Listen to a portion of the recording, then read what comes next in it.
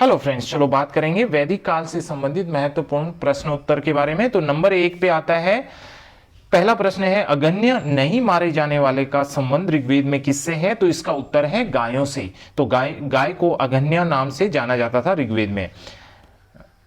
अगला प्रश्न, वैदिक आर्यों का प्रधान भोजन क्या था? तो वैदिक आर्यों का प्रधान भोजन जौ तथा चावल था। जौ को गोधूम और चावल को यव बोला जाता था। अगला प्रश्न है, 4 आश्रमों ब्रह्मचर्य, गृहस्थ और वानप्रस्थ और संन्यास का उल्लेख सर्वप्रथम कहां मिलता है? तो इनका सर्वप्रथम उल्लेख ज्वाला उपनिषद में मिलता है। अगला प्रश्न है, ऋग्वेदिक सूक्तों की बृहद संख्या किसे समर्पित थी? तो इसका उत्तर है इंद्र को समर्पित थी। अगला प्रश्न, कुछ वैदिक स्तुति भारत के आर्य जनजाति के शासक सुदास और अनार्य राजकुमार डैश के बीच युद्ध को दर्शाते हैं। तो ये जो युद्ध हुआ था किन किन के बीच में हुआ था? तो आर्य शासक सुदास और अनार्य राजकुमार दिवोदास के बीच में हुआ था। अगला प्रश्न, वैदिक काल में द्विज शब्द किसको संबोधित करता है? तो वैदिक काल में द्विज शब्द ब्राह्मणों, क्षत्रियों और वैश्यों को संबोधित करता है। अगला प्रश्न है, वह कर जो ऋग्वेदिक काल के राजा के द्वारा प्रजा से वसूला जाता था। तो इसका उत्तर है बलि। अब अगले प्रश्न की ओर चलते हैं। तो वैदिक काल में अवेस्ता क्या था? तो वैदिक काल में अवेस्ता किले को कहा जाता था।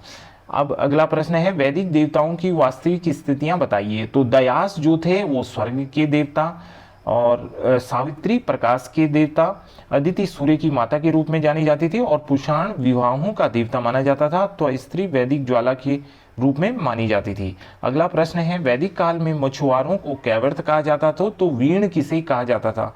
तो इसका उत्तर है टोकरी बनाने वाले को वीण कहा जाता था। अगला प्रश्न, महाभारत मुख्य रूप से किस नाम से जानी जाती है? तो इसका उत्तर है जय संहिता के नाम से जानी गई। और अगला प्रश्न है, ऋग्वेद में यमुना नदी और गंगा नदी का उल्लेख कितनी बार हुआ है? तो इसका उत्तर है यमुना का 3 बार और गंगा का 1 बार उल्लेख हुआ है। अगला प्रश्न है, वैदिक काल में वप्त कौन था? तो इसका उत्तर है वैदिक काल में वप्त नाई को कहते थे। अगला प्रश्न, मुद्रा के प्रचलन का प्रथम उल्लेख कहाँ मिलता है? तो मुद्रा के प्रचलन का प्रथम उल्लेख शतपथ ब्राह्मण में देखने को मिलता है। अगला प्रश्न, घास युक्त भूमि को वैदिक काल में किस नाम से जाना जाता था? तो घास युक्त भूमि को वैदिक काल में खिल्य नाम से जाना जाता था। अगला प्रश्न, ऋग्वेद में सूक्तों की संख्या कितनी है? तो ऋग्वेद में सूक्तों की संख्या 1028 है। कौन से वेद त्रयों की भांति जाने जाते हैं? तो पहले वेद ऋग्वेद, सामवेद और यजुर्वेद त्रयों के नाम से जाने जाते हैं। उपनिषदों को क्या कहा जाता है? तो उपनिषदों को वेदांत कहा जाता है। अगला प्रश्न, उत्तर वैदिक काल में कौन से 2 ऋग्वेदिक देवता अपनी महत्ता खो चुके थे?